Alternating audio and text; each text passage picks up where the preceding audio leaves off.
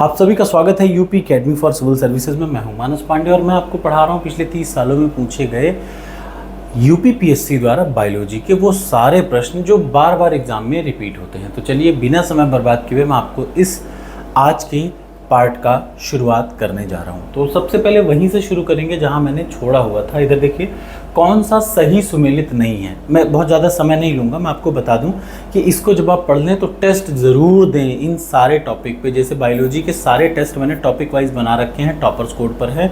जब आप जैसे ही इसको पढ़ें वहाँ जाके टेस्ट जरूर दें। तो चलिए, निम्न में से कौन सा सही सुमेलित नहीं है? अनुवांशिक रोग, क्षय रोग। क्षय रोग एक अनुवांशिक रोग नहीं है, याद रखिएगा। क्षय रोग को छपे मतलब टीबी, ट्यूबरकुलोसिस एक क्षय रोग है, वो अनुवांशिक रोग नहीं है, वो जीवाणु बैक्टीरिया से होता है। इंग्लिश में भी सुनिए, बैक्टीरिया से होता है। और हाँ, अच्छा एक और बात, सबसे ज़रूरी बात, अगर आपको लगता है कि ये हिंदी में ही है तो जो टेस्ट है ना वो सब कुछ हिंदी इंग्लिश मिक्स में है, याद रखिएगा। जो टॉपर्स कोड पे टेस्ट हैं उसमें हिंदी और इंग्लिश दोनों भाषाओं में है। ये हिंदी में है बट वो दोनों भाषाओं में है। तो आप यहाँ पढ़ें लेकिन वहाँ पे आपको क्लियरली समझ में आ जाएगा कि हिंदी इंग्लिश क्या है। तो यानी जो क्षय रोग है, जैसे देखिए स्वप्रतिरक्षी रोग जो है ये संधिशोध होता है, ठीक है। चिचड़ी एक पामा रोग है, ठीक। मानसिक रोग क्या है? मनोविदलता, ठीक। मधुमेह के यानी शुगर के जो पेशेंट में है उनमें नॉर्मल जो सिम्टम्स होते हैं क्या होते हैं? देखिए, केवल प्यास का अधिक लगना, प्यास बहुत लगेगी। केवल पेशाब का अधिक होना, पेशाब बहुत ज़्यादा होगी, मतलब वॉशरूम वो बार बार जाएगा। भूख लगेगी, मतलब जो भी शुगर के पेशेंट होती हैं उनको भूख बहुत लगती है, पेशाब बहुत होती है, प्यास बहुत लगती है। ये सारी चीज़ें क्या हैं? सही हैं। निम्न में से कौन सा सही सुमेलित है? ये अच्छा एक बात आप याद रखिएगा, जब आप एग्ज़ाम दे रहे होंगे तो प्रश्न को ध्यान से पढ़िएगा। सही सुमेलित है या सही सुमेलित नहीं है, ये कन्फ्यूज़न में कई बच्चों के 2 से 3 प्रश्न गड़बड़ होते हैं। देखिए, जो निमोनिया जो होते हैं ना, निमोनिया से कौन सा अंग प्रभावित होता है? ये अक्सर यूपी पीएससी के एग्जाम में पूछा जाता है। तो निमोनिया से फेफड़ा प्रभावित होता है, ठीक, ये याद रखिएगा। अगला यहाँ पे देख लीजिए, ओटिसिस। ओटिसिस क्या है? देखिए इस तरह सामने सूची दे रखी है। ओटिसिस क्या है? ओटिसिस से जो प्रभावित होने वाला अंग है वो है हमारा कान। एंसेफेलाइटिस से क्या प्रभावित होता है? ये प्रश्न बड़े ज़रूरी हैं। देखिए, किस बीमारी से हमारे शरीर का कौन सा अंग प्रभावित होता है? प्रभावित का मतलब कौन सी बीमारी कौन से अंग को इफेक्ट करती है, ये जानना बहुत ज़रूरी है। जैसे हेपेटाइटिस में क्या खराब होता है? याद रखिए, हेपेटाइटिस से यकृत यानी लीवर खराब होता है। लैरिंगाइटिस, लैरिंगाइटिस से गला, लैरिंगाइटिस से गला। एंसेफेलाइटिस से क्या खराब होता है? मस्तिष्क पे प्रभावित डालता है, ठीक। अगला इधर देख लीजिए, यहाँ देखिए, ये मलेरिया किससे होता है? एनाफिलिस से होता है। कालाजार किससे होता है? बालू मच्छर या सैंड फ्लाई से होता है। डेंगू किससे होता है? टाइगर मच्छर से होता है। और एंसेफेलाइटिस क्यूलेक्स मच्छर से होता है। अगला इधर देख लीजिए, ये नॉक्सी रोग, याद रखिएगा। नॉक्सी रोग शीशा प्रदूषण के कारण नहीं होता। नॉकनी रोग जो होता है वो फ्लोराइड के कारण होता है, याद रखिएगा।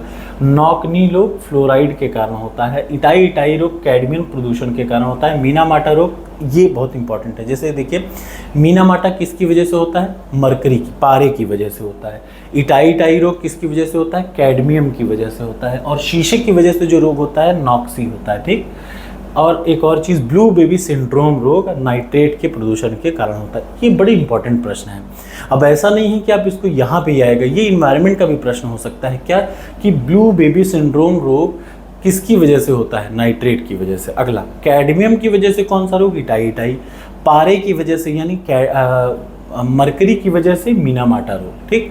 और सबसे ऊपर नॉक्सी रोग फ्लोराइड के कारण। अगला आ जाइए, कौन सा रोग प्रतिजैविक द्वारा निदान नहीं किया जा सकता? ठीक है, प्रतिजैविक का मतलब होता है एंटीबायोटिक, ठीक। तो जरा से देख लीजिए, जो खतरा रोग है जैसे टीबी हो गया, टिटनेस हो गया, हैजा हो गया, डिप्थीरिया, सिफिलिस, कुष्ठ, ये सभी बैक्टीरिया से होने वाली बीमारियां हैं। लेकिन याद रखिए, अच्छा जो बीमारी बैक्टीरिया से होगी उनको रोकने के लिए आप एंटीबायोटिक खा सकते हैं, याद रखिए। अच्छा आपको एक बात मैं बता दूं, हम लोग आमतौर पे हर बीमारी में उठाते हैं और एंटीबायोटिक खा लेते हैं। इससे हमारी बॉडी पे बड़ा ख़राब असर पड़ता है। इसलिए हर बीमारी के लिए बिना डॉक्टर से पूछे कभी एंटीबायोटिक खाना नहीं चाहिए। आमतौर पे एंटीबायोटिक कब खाते हैं? उन बीमारियों के लिए खाते हैं जिनकी वजह वो रहते हैं क्या, देखिए, जो हर वो चीज़ जिनकी वजह बैक्टीरिया रहेंगे, जीवाणु रहेंगे, उनके लिए क्या होगा? एंटीबायोटिक खाएंगे। बैक्टीरिया, एंटीबैक्टीरिया, याद रखिएगा, ठीक है ना। खसरा एक क्या है? वायरस है। तो खसरा के लिए आप क्या करेंगे? एंटीबायोटिक खाएंगे क्या? नहीं। क्यों? क्योंकि एंटीबायोटिक दवा सिर्फ उन बीमारियों में खाई जाती है जिन बीमारियों की वजह क्या होते हैं, बैक्टीरिया होते हैं, याद रखिएगा। कौन सा अनुवांशिक रोग नहीं है, इनमें से देखिए जो रतौंधी है वो अनुवांशिक रोग नहीं है, वरना हीमोफीलिया, ये हीमोफीलिया तो कम से कम 4 बार पूछ रखा है। हीमोफीलिया कैसा रोग है, अनुवांशिक, मतलब पीढ़ी दर पीढ़ी आगे बढ़ता जाएगा। वर्णांधता, ठीक, वर्णांधता भी क्या है, कलर ब्लाइंडनेस भी अनुवांशिक है। रंजकहीनता भी एक अनुवांशिक बीमारी है, ठीक है ना। जरा देख लीजिए, हीमोफीलिया हो गया, रंजकहीनता, वर्णांधता, अल्का प्लूटोनोरिया, फेनिलकेटोनुरिया, डाउन सिंड्रोम, एंथ्रीब्लास्टोसिस आदि, ये सारे क्या हैं, ये सारे के सारे हैं आपके जेनेटिक प्रॉब्लम। सल्फा ड्रग, इनमें से सल्फा ड्रग किस लिए प्रयोग किया जाता है, antibiotic. Sulfa drug is a kind of antibiotic, ठीक है ना। कोविड-19 के लिए दिए जाने वाला सिनोवैक था क्या, वायरस का टीका है, ठीक है। अगला देख लीजिए, स्टेटिन। स्टेटिन जिसका प्रयोग कोलेस्ट्रॉल के लिए, याद रखिएगा, जो स्टेटिन का प्रयोग कोलेस्ट्रॉल के लेवल को कम करने के लिए।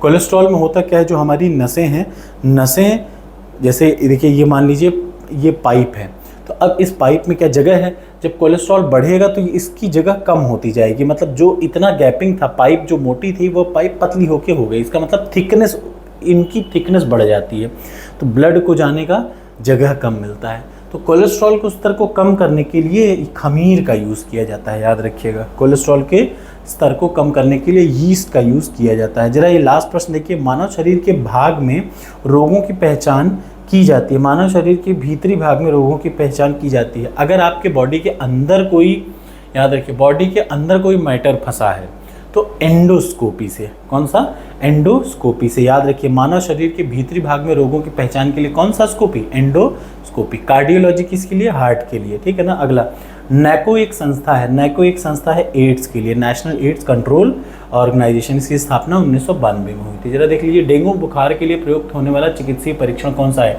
डेंगू के लिए कौन सा टेस्ट होता है, टूर्निकेट, बहुत इंपॉर्टेंट है। यूपीपीसीएस के ACF RFO का मतलब वन विभाग वाले में आ चुका है 2018 में। टूर्निकेट परीक्षण टेस्ट किस लिए किया था, डेंगू के लिए।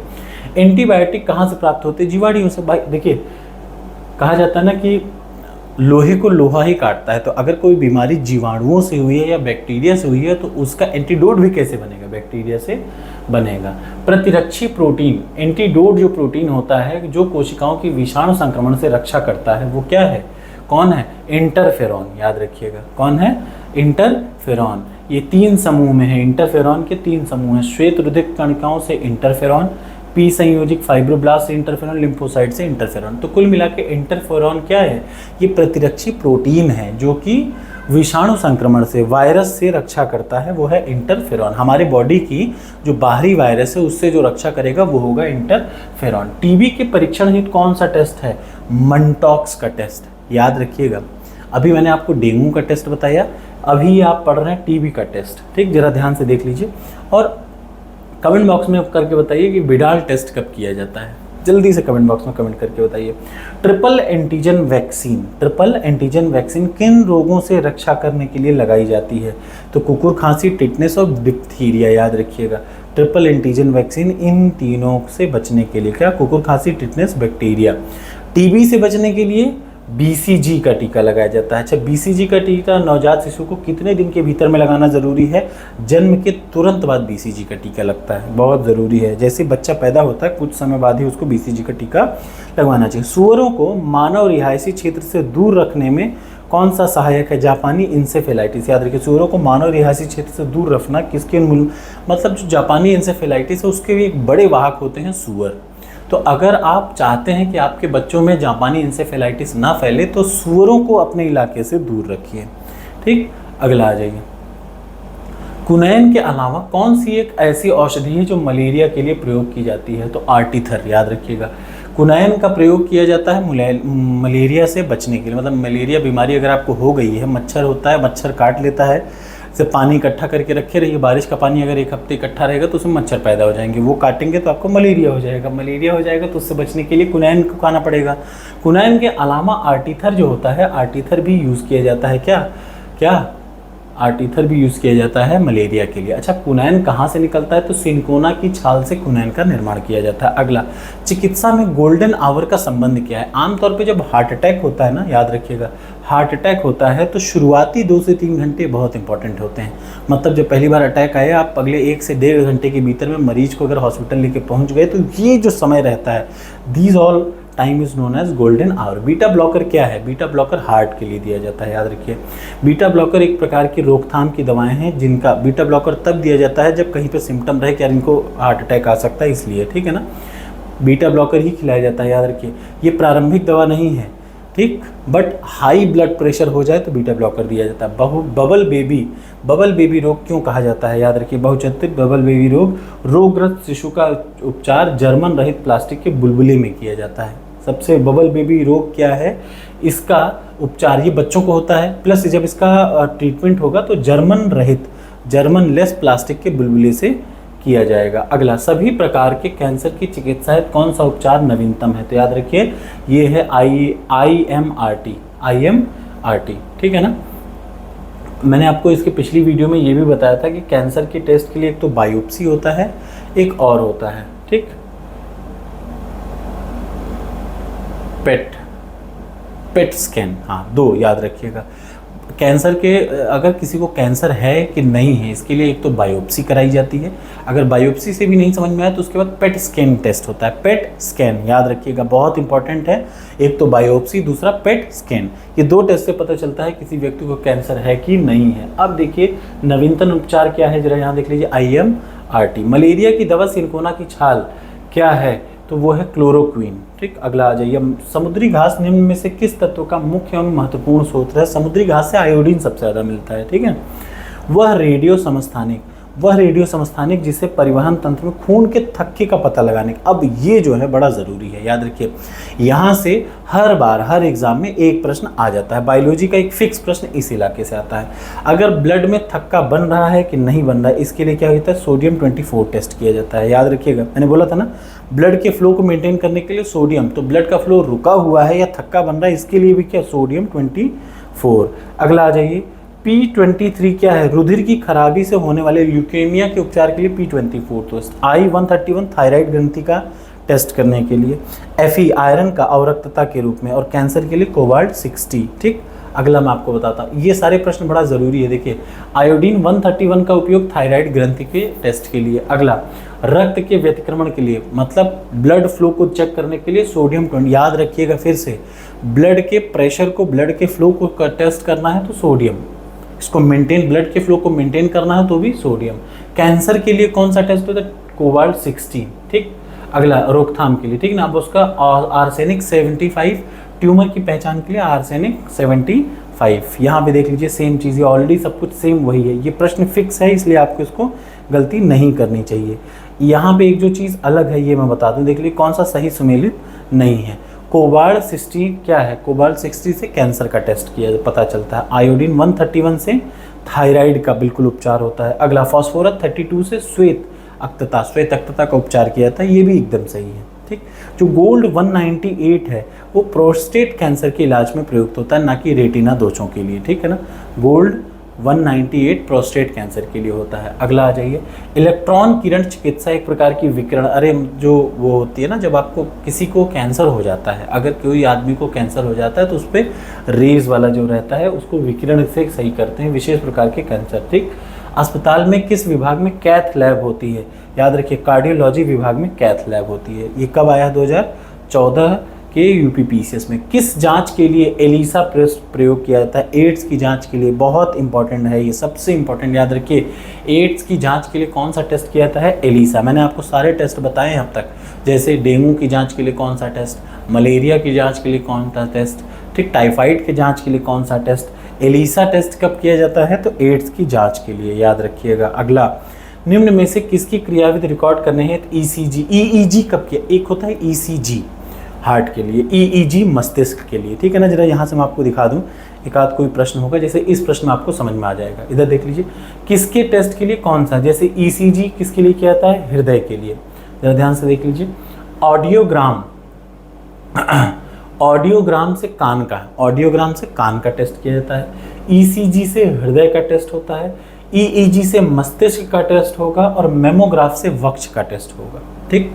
अगला आ जाइए, फिर से यही वही। EMG से मांसपेशी, याद रखिएगा। EMG से मांसपेशी, EOG से आँख, आँख का टेस्ट EOG, ECG हृदय, EEG मस्तिष्क, EOG आँख और EMG मांसपेशी। बहुत इंपॉर्टेंट है, आपको खुद ही समझ में आ रहा होगा देख के। शल्य क्रिया में ऑर्थोप्लास्टी क्या है? ये भी रिसेंटली आया है, हाल के कुछ दिन पहले यूपीपीसीएस में आया है। शल्य क्रिया में ऑर्थोप्लास्टी क्या है? कूल्हे के जोड़ का ट्रांसप्लांट। अगर कूल्हे का जोड़ टूट जाए तो उसको ट्रांसप्लांट करते हैं, उसको बोलते हैं ऑर्थोप्लास्टी। ठीक, अगला आ जाइए। कौन सा सही सुमेलित नहीं है? तो क्लोरोमाइसिटिन टाइफाइड नाशी बिल्कुल सही है। क्रिस्टल वायलेट पूरी रोधी बिल्कुल सही है। क्विनिन मलेरिया रोधी बिल्कुल ठीक है, लेकिन सिंकोनिन निश्चेतक नहीं है, याद रखिए।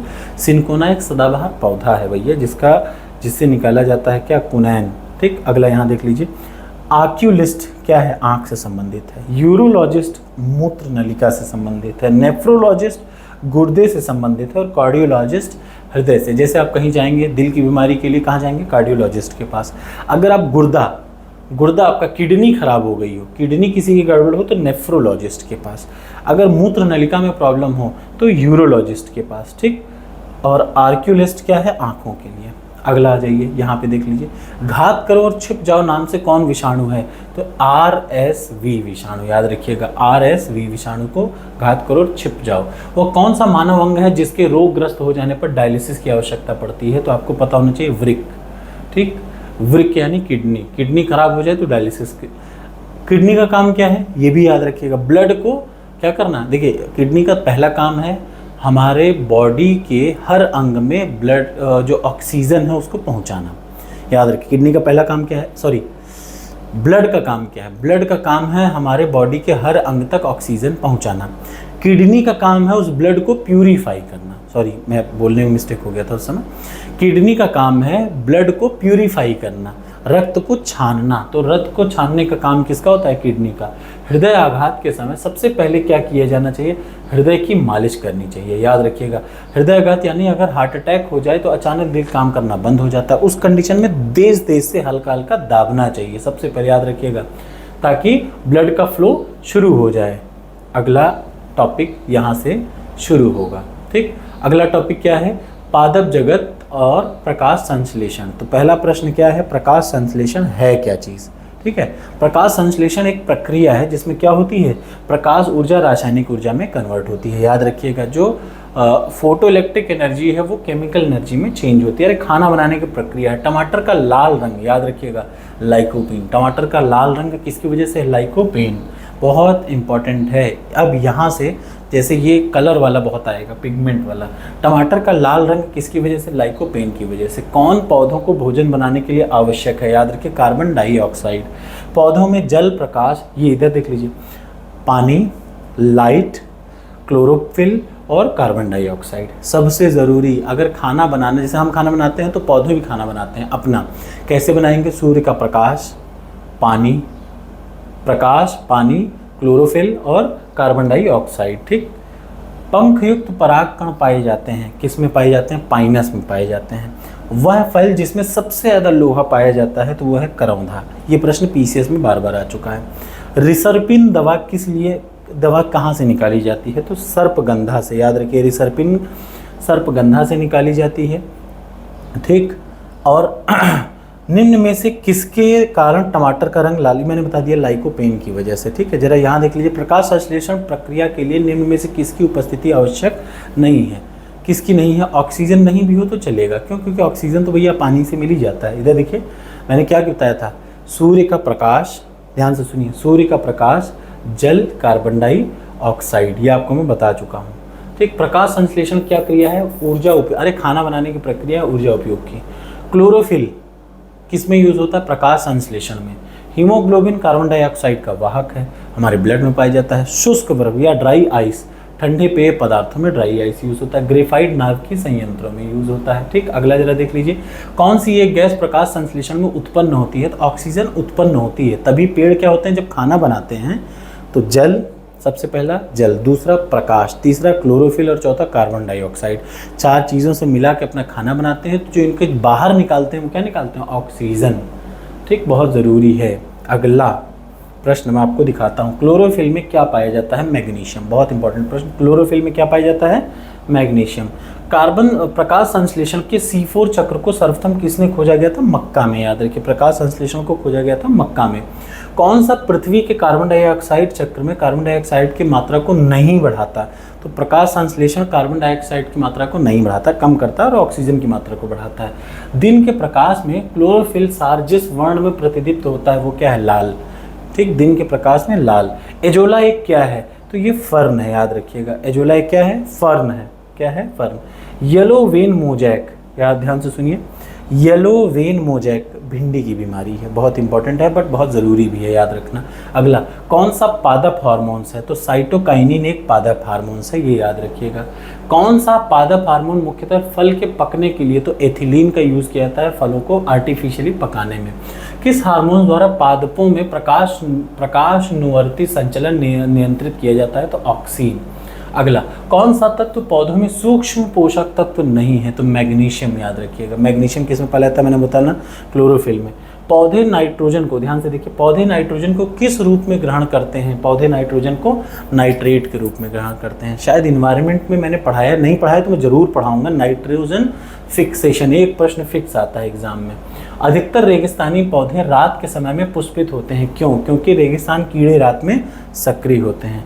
कौन सा एक पादप हार्मोन्स है? तो मैंने आपको बताया साइटोकाइनिन। ये प्रश्न दोबारा आया, देखिए, दो बार इधर, 2 बार उधर, 4 बार। कौन सा, किस कुल के पौधे से टापा कपड़ा बनाया जाता है? तो मोरेसी से टापा कपड़ा बनाया जाता है। चाय की पत्तियों में सर्वाधिक महत्व, सबसे ज़्यादा उत्तेजक क्या होता है? कैफीन। चाय की पत्तियों में सबसे ज़्यादा एक्साइटिंग, जो उत्तेजना शरीर में डाल देता है, वो है कैफीन।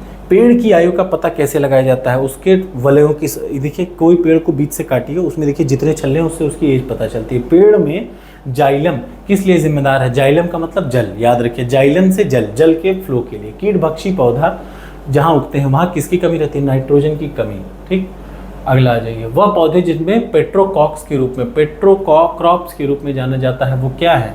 वो है हाइड्रोकार्बन्स और लिपिड। ठीक, वो उस भाई जो पेट्रोक्रॉप्स वो होते हैं जिनमें हाइड्रोकार्बन और लिपिड ज़्यादा होते हैं। ठीक है, अगला आ जाइए। केसर होता है सूखा मिश्रण किस चीज़ का? फूल और बीज बनाने वाले भागों का। ठीक, बर्फ, लाल बर्फ होती है जिसकी उपस्थिति के कारण, लाल बर्फ होती है निम्न में से किसकी उपस्थिति के कारण? एक हरित शैवाल के कारण बर्फ लाल हो जाती है। बहुत इंपॉर्टेंट, सबसे इंपॉर्टेंट मैं तो कहूँगा, इसको आप लोग सीरियस पढ़ें। हाइड्रोपोनिक्स, जल में जो उगाने वाले पौधे हैं वो क्या होता है? मृदा विहीन पादप संवर्धन। ठीक, हाइड्रोपोनिक्स मतलब पानी में, अगर भाई मिट्टी के बिना किसी चीज़ को उगा दो तो वो है हाइड्रोपोनिक्स। कौन सा सरसों के तेल में मिलावट के कारण प्रयोग किया जाता है? तो पोस्ता के बीज, याद रखिए। कौन सा सरसों के तेल में मिलावट के लिए प्रयोग किया जाता है? पोस्ते के दाने को। किस जल की अधिकतम मात्रा, ये इंपॉर्टेंट प्रश्न है, जल की अधिकतम मात्रा जिसकी पौधों को आवश्यकता होती है वह उसे अवशोषित निम्न माध्यम से करते हैं, जड़ों के बालों से। ठीक है ना। अगला जरा यहाँ देख लीजिए, कौन पौधों और उनके खाद्य भागों के युग्मों में से कौन सा सही सुमेलित नहीं है? तो आलू, देखिए ये बहुत इंपॉर्टेंट है, कौन सा चीज़ कहाँ से निकलता है? जैसे अदरक क्या है? प्रकंद है। अदरक क्या है? प्रकंद है। प्याज है क्या? मांसल पर्ण। नारियल क्या है? नारियल क्या है? भ्रूण पोष है। ठीक है ना। लेकिन आलू मूल नहीं है। मूल का मतलब जैसे देखिए कौन कौन सी चीज़ कहाँ से। पेड़ है, पेड़ के किस भाग से कौन सा फल निकलता है? जैसे इधर देख लीजिए, अदरक राइजोम, केसर फूल है, अफीम का लेटेक्स है, और सन तना। ठीक, यहाँ देख लीजिए, मच्छर क्वाइल में होने वाला पायरेथ्रिन, बहुत इंपॉर्टेंट प्रश्न है। मच्छर की जो क्वाइल होता है उसमें प्रयोग जो होता है पायरेथ्रिन, वो क्या है? एक बीजीय पौधे से निकाला जाता है। ठीक है ना। अगला इधर देख लीजिए, लेग हीमोग्लोबिन पाई जाती है लेग्यूम मूल ग्रंथियों में। ठीक है ना। अगला, निम्न में से कौन सा तना है? याद रखिएगा, जितने भी सब्जियां हैं, जितने भी फल हैं, वो किसी पौधे के किसी भाग से निकलते हैं। जैसे मैंने बोला केसर कहाँ से निकलता है? फूल से। केसर एक क्या है? फूल से। कौन सा तना है? तो इसमें अदरक एक तना है, याद रखिएगा। अदरक प्रकंद, मोटा हुआ तना। प्रकंद का मतलब तना होता है। लौंग क्या है? लौंग, ये प्रश्न बहुत बार आया है, याद रखिएगा। सूखा फूल। लौंग किससे निकलता है? सूखे फूल वाला भाग है। ठीक है ना। लाइकेन सबसे अच्छा किस चीज़ के सूचक होते हैं? अगर वायु प्रदूषण नहीं है, लाइकेन सबसे ज़्यादा इंपॉर्टेंट, ये प्रश्न 2 बार आ चुका है, याद रखिएगा। लाइकेन थैलोफाइटा प्रकार की है, कवक शैवाल दोनों से मिलकर बनी होती है। कवक शैवालों का सब याद रखिए, लाइकेन इकलौता है ऐसा है जो कवक और शैवालों से बना होता है। और वायु प्रदूषण का सबसे बड़ा इंडिकेटर यही होता है। पुदीना के निम्न में से किस में से तेल का अधिकतम प्रतिशत पाया जाता है? तो पत्ती से। पुदीना की पत्ती से तेल निकलता है। ठीक, अगला, चिलगोजा किससे प्राप्त होता है? ये देखिए पाइनस जियार्डियाना, पाइनस जियार्डियाना से। अफीम का मेन कंटेंट क्या है? मॉर्फिन। अफीम में मॉर्फिन होता है। लाल मिर्च तीखी होती है क्योंकि उसमें क्या होता है? कैप्सेसिन। याद रखिए दो चीज़ होती है, एक कैप्सेसिन, एक कैप्सेनथीन। कैप्सेनथीन और कैप्सेसिन। तो लाल मिर्च का तीखा रंग जो होता है कैप्सेसिन की वजह से। निम्न रेशों में से कौन से पौधे के तनों का उत्पाद नहीं है? तो कपास। ठीक, अगला, हल्दी उस पौधे के किस भाग से मिलती है? तो याद रखिए हल्दी तना से मिलती है। ठीक है, अगला, नेक्स्ट आ जाते हैं हम लोग। अफीम क्या है? फल है। हींग क्या है? जड़ है। मतलब हींग को कहाँ से मिले? जड़ का पार्ट है। रबड़ क्या है? तना का पार्ट है। कुनैन क्या है? छाल। ये आपको लग रहा होगा मजाक है, लेकिन ये प्रश्न सबसे ज़्यादा आता है। कौन सा, किस पेड़ के किस भाग से कौन सी चीज़ निकलती है? कौन सा परजीवी पादप है? तो गोल्डन राइस क्या है? याद रखिए कौन सा परजीवी पादप है? तो गोल्डन राइस। कौन सा जीवित टिश्यू उच्च वर्गीय पौधों में जैव पोषक वाहक का काम करता है? तो फ्लोएम। जाइलम का मतलब जल का वो, फ्लोएम का मतलब याद रखिए पोषक तत्वों का वो। नेस्कापीन किससे प्राप्त होता है? तो पोस्ता से। याद रखिए पोस्ता से नेस्कापीन प्राप्त होता है। अगला, नील हरित शैवाल का उपयोग नाइट्रोजन आपूर्ति में किया जाता है। धान को, याद रखिए धान के नाइट्रोजन आपूर्ति में नील हरित शैवालों का प्रयोग किया जाता है। अब बची 560 तक हो गया। कल नेक्स्ट वीडियो में 560 से आगे हम लोग बढ़ेंगे। मेरे ख्याल से अब 560 से 660, 660 से सिर्फ 2 वीडियो और बनेगी और पूरा ये खत्म biology. Thank you so much. कैसी लगी वीडियो ज़रूर बताइएगा।